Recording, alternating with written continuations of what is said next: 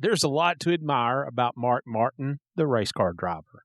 You know the resume, the wins, the complete and utter dominance of the Busch Series, the IROC championships, and the NASCAR Hall of Fame. But listen close to his story in this episode about the disaster and chaos that enveloped his 1982 and 83 Winston Cup seasons. And there's a lot to learn from Mark Martin, the person. To make it to the NASCAR Hall of Fame, Mark had to first go through hell and back. After losing everything, it would have been far easier to quit. But quitting's simply not in his DNA. Apply that lesson to literally any area of your life.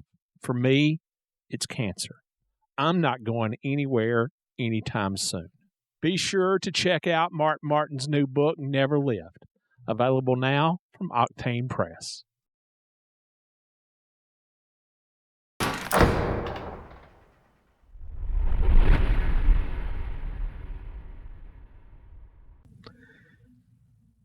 I'm telling you,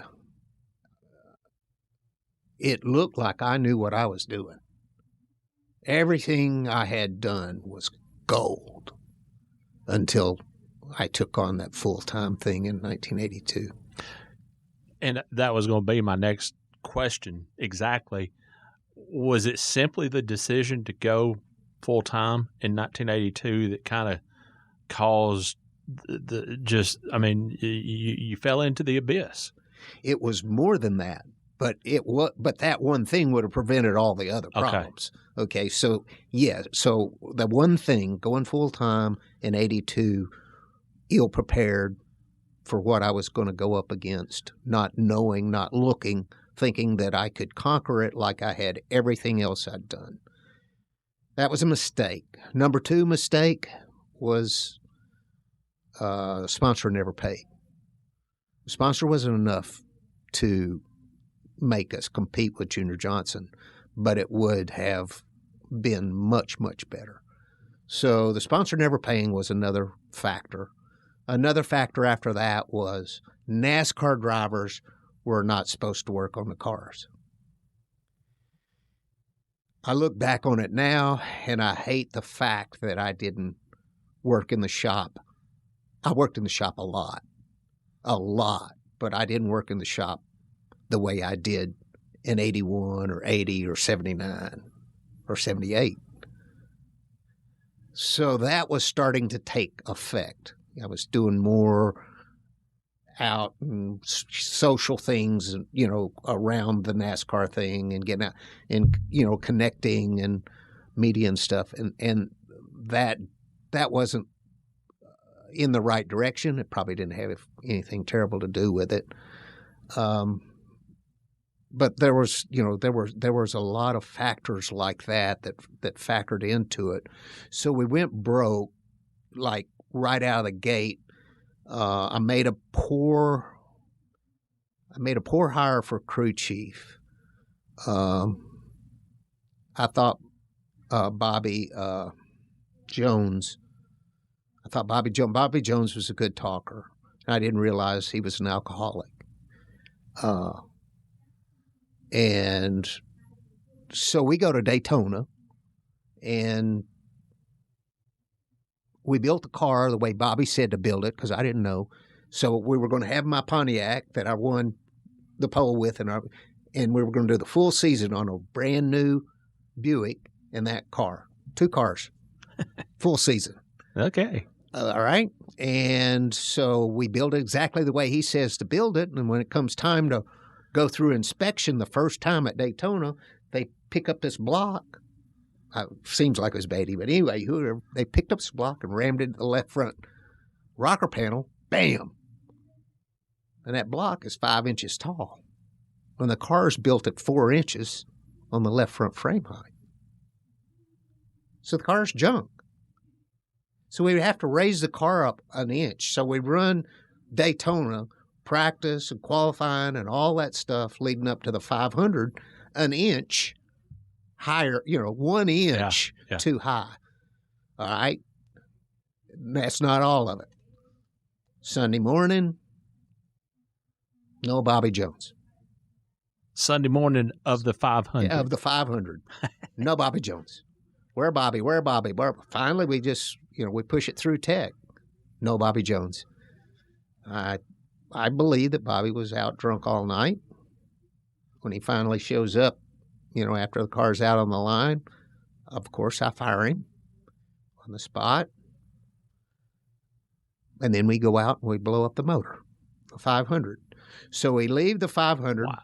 broke, no crew chief, a car that's built wrong, and I go back to the shop and I do it at night when nobody's there, and I take a cutting torch to the left side frame rail, and I cut an inch off the bottom of the left side frame rail and patch.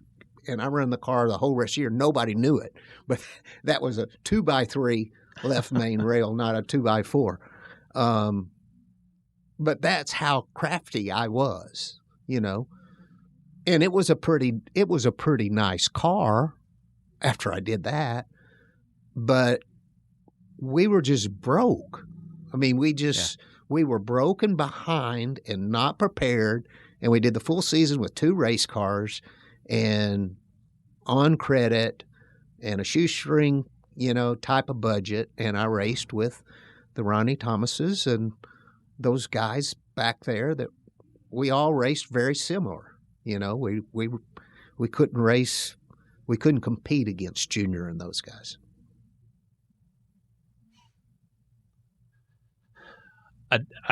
One name that you wound up associated with in it might have been 83. You went to drive for JD Stacy. Yeah. Who was JD Stacy? So talking about making a movie about somebody. If you believe everything that there is that you've ever heard about JD, that would make a good story. Let me back up one thing before we jump into JD. One other mistake that I'm sure I made. I should have hired Will Cronkite. Yeah. Because I got Will to build that car. We couldn't at Dillon's because we didn't know how to build a car that would meet NASCAR rules. Didn't know how to do a cage or anything. So we had him build it, but I took my front snout down and we built it to my spec. And Will built it to my spec. He did everything the way I said. We're going to do this, we're going to do that. And Will was open to those things. But my allergic to Will was he was incredibly engineering. He was very articulate like a book, school teacher book, smart. And I was anti all that. I was very strong. Anti-engineering? Yeah, I was very strong, dirty hands racers. Right. And Will Cronkite would have brought so much to my program. It was a huge mistake. I made a huge mistake because that would have been strong. As it turned out, a few races later, I got Larry McReynolds, but by then we were so broke that it didn't matter. It was a learning experience for Larry and I both.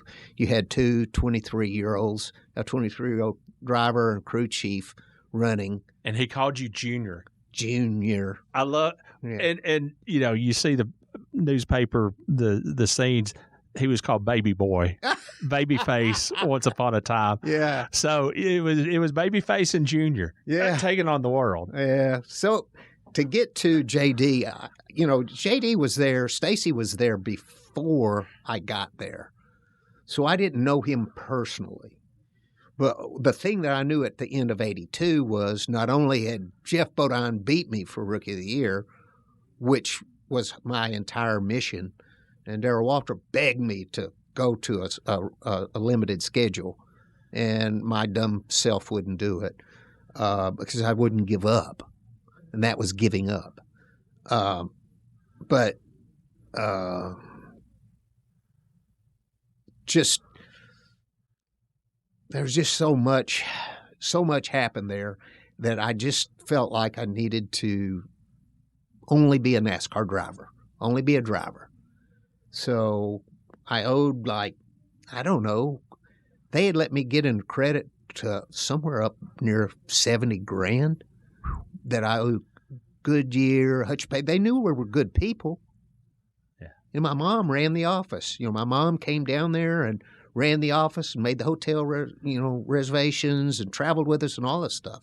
They knew we were good people, so they let us have the credit. But I had the auction so I could sell, pay everybody off.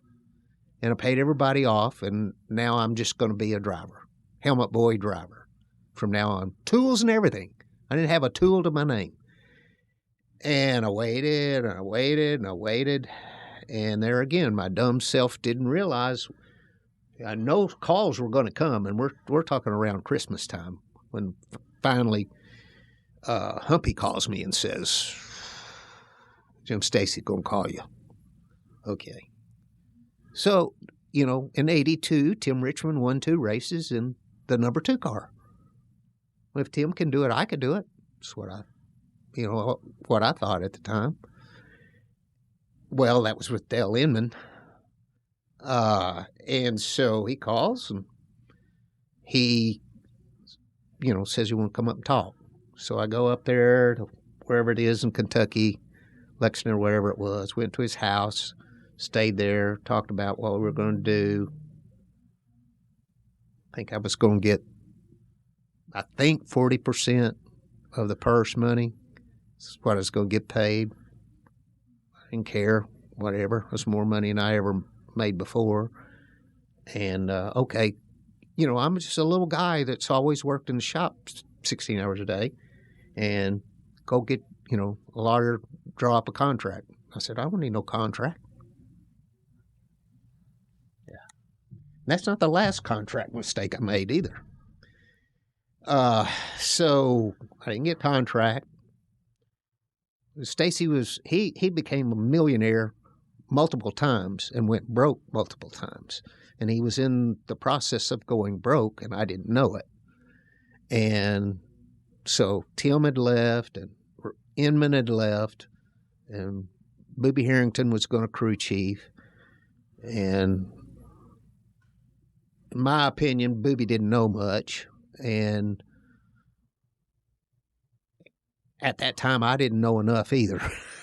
I'd gone from knowing everything to not knowing, before I went full-time NASCAR racing, to not probably knowing enough, and I wasn't paying enough attention, and I didn't see that it was what they were doing was living off the winner circle. Yeah. It was on the winner circle, and I looked at that, and I, this is the only opportunity I've got anyway. I have nothing. And so I took the deal, and we ran okay. I didn't have any dealings with him after that. So you never saw any of the Maverick kind of stuff that he was so infamous for? And I don't know anything about him. Okay. I mean, really, really don't. I went to his house, spent the night, made the deal, and then Booby was the one that fired me. I don't have any stories on him. But I can tell you this: there was no money in the program because they closed their engine shop. They'd built their own engines in '82. They went with Prototype, which I felt good. I brought Prototype somebody to pay for my motors. So they used Prototype engines, and we're running Atlanta. I'm running top 5 with Cale Yarborough and Richard Petty and Earnhardt, all of them. We're up there just digging, and all of a sudden the car goes all to pieces. And I'm like, I know they put used tires on it. And I don't know this for a fact, but I heard that my dad bought tires during the race because they were putting used tires on me. So we're running top 5, and I said, and it's getting down close to the end of the race. I said, don't you put used tires on this thing. Caution comes out. Don't put used tires on it. Hell, I'd have bought them. Yeah. Well, I put used tires on it. I run 7th, and then we go to Darlington, and Booby makes a terrible call There was only 3 of us on the lead lap, and he makes a terrible call. We finished third when we might have had a shot to win if he'd have called it right. And then we go to Martinsville. Well, first I wrecked the car at Daytona. That's on me. But I couldn't get it to handle. It's my fault. But so we do all this stuff, and then we go to Martinsville, and I catch Earnhardt, and I'm needing to go, and I turn to go under him going into one, and he comes down, and I'm committed, and I lock up, and I hit the curb and hit him and spin him out, and cause a mess, and Earnhardt's mad at me, and it looks like I don't know what I'm doing. Where the hell were you going? Well, hell, I was trying to pass Earnhardt's where I was going. And then, the engine goes down on 7 cylinders. And after that, I get in the plane with Bobby Allison and go to his house and stay at his house because, like on Wednesday, I think it was, I had to do Winter Circle for Talladega. And so, get the phone call, booby, we decided to do something else. So I didn't have any contract, and there I was, out of business. So that's, the short story of the JD, 2-car deal. Do you remember the specific moment in time that you said, all right, I've had enough. No boss. I give up. This time, I'm going back home. Do you remember that moment?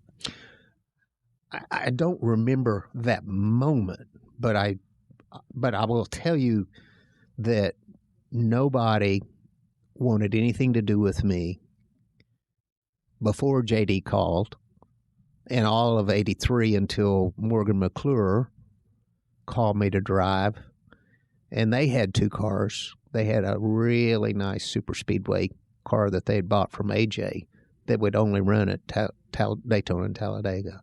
And they had the worst piece of junk Olds Cutlass on earth. Worse than my stuff had been by quite a bit. And G.C. Spencer for crew chief. And I hate to be disrespectful, but G.C. was old. And this wasn't 1960, and he didn't think I could drive, and I knew he didn't know, anything about those race cars. I had no respect for him. He had no respect for me. I drove my heart out, and I think we ran with that sweet car, I think we ran about 7th at Talladega. But when the season came to the end after our last race, I didn't call them back, and they didn't call me back. So I know, Larry can say what he wants to say, but he never made the call and say, hey, you want to stay? You want to do it again next year? He didn't. And I didn't call him for sure. So they weren't ready to really go racing in 1983. And they eventually got there for sure. Yeah. But I didn't see that vision. I didn't hear that vision. And I was done. There was nobody in NASCAR would touch me. White flag is out. One more lap to go for Mark Martin. Trying to set a record here and become the 8th different winner in 8 races to begin the 2000 season. He's less than a half a lap away from victory. No contest. Nobody close to him. Here he comes. Mark Martin wins the Goodies Body Pain 500 at Martinsville. Jeff Burton second, followed by Michael Waltrip, Jeff Gordon, and Dale Jarrett. As the rest of the field comes down, Tony Stewart 6th. Mayfield, Elliott, Earnhardt, and Wallace complete the top 10. So indeed, Mark Martin, his first win since Dover in September of 1990, 15 races ago.